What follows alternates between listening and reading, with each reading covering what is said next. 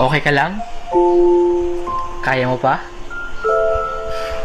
Kung napapagod ka na, pahinga ka lang. Pahinga lang ha. Pero huwag kang susuko. Alam ko, kayang-kaya mo yan. Kayanin mo ha. Ikaw pa ba? Sa sobrang dami ng pinagdaanan mo, ngayon ka pa ba susuko? Alam ko, malakas ka. Magtiwala ka lang sa sarili mo.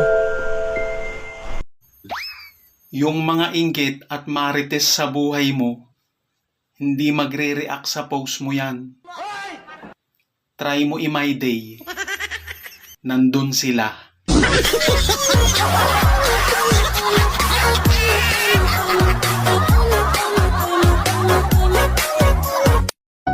Alam mo, huwag mo masyadong i-pressure yung sarili mo. Kasi minsan, sa sobra nating pagmamadali, doon tayo lalong mas nagkakamali. Enjoyin mo lang at maging maingat ka sa bawat takbang. Kalmahan mo lang, mararating mo rin yan.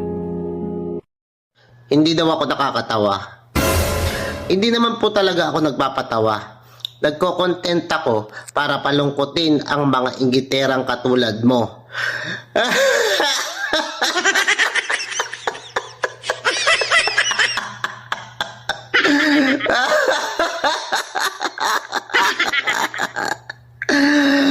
Di ba pag masaya ako, malungkot ka. Oh, yun ang ginagawa ko. Bubo.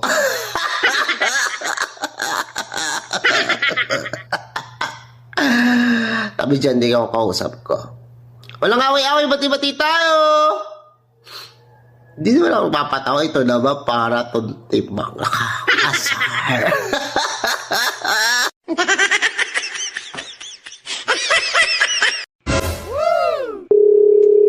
John, Ma. may mamamarites ako sa'yo. May gusto daw sa'yo si Joel. Totoo ba yan? Ayun ang narinig ko. Hala! Eh, ang pangit-pangit ko. Kaya nga, yun ang sinasabi ko. Ewan ko ba sa batang yun, ba't yung nag-iisip ng, matino? Hindi marang...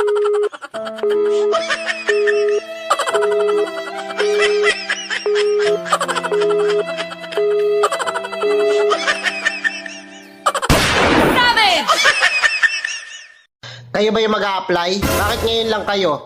Ang ayaw na ayaw ko sa lahat, yung nalilate. Sorry po, sobrang traffic po. Opo, traffic po eh. Sabi mo, matanda mga interview sa atin, bakit baby face siya, oh? Mukha siyang bata, ang gwapo. Oo nga no, gwapo nga siya. At ba kasi kayo na late? Traffic po eh. Sir, artista po ba kayo dati? Para taka to. Artistahin po kasi yung mukha nyo eh, ang gwapo eh.